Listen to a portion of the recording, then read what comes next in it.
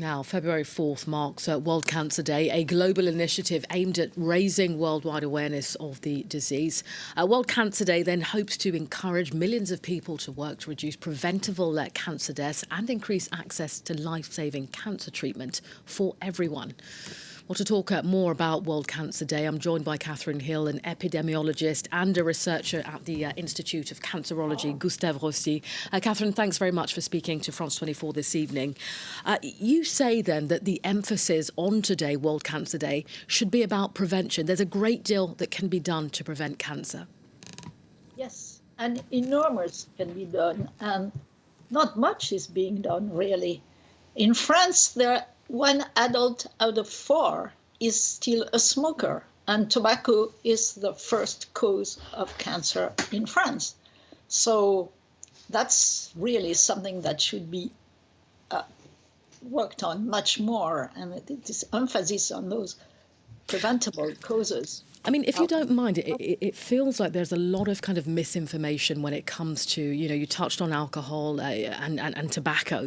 Are there any safe doses? Because, you read things about if you have 1 drink per evening or 2 drinks per evening, you're less likely to, suffer from certain diseases, certain illnesses. Is there any safe dose when it comes to cancer? Absolutely not.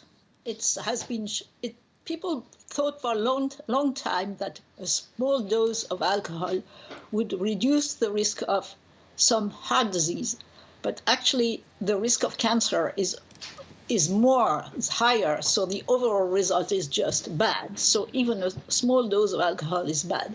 For alcohol, the WHO motto is the good one. It's less is better. So the less you drink, the better you are. And in France right now, the overall consumption, if you take everything that's put on the market and you spread it evenly on the adult population, you obtain a consumption of 2.3 glasses per day.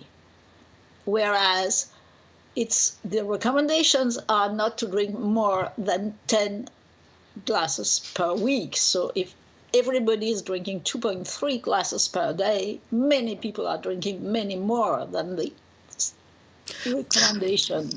I mean, you made reference to France there. Of course, that's where, we are currently. It's a developed country. There is information out there. How do you describe then these high levels of alcohol that are being consumed? A lot of people still smoking. Is it about the power of lobbies, ultimately, of tobacco and alcohol lobbies? Yes. That's a good part of it. The tobacco companies are extremely powerful, and they lobby constantly in France, in the EU, and everywhere. And they succeed often in reducing the effectiveness of the actions that are attempted. And the alcohol lobby are also very, very powerful. In France, the House of Representatives includes many representatives of wine-growing regions, and these people think they have to fight the actions to reduce the consumption of alcohol. But this is just completely wrong. France can produce very good wine and export it, and one can still protect the population.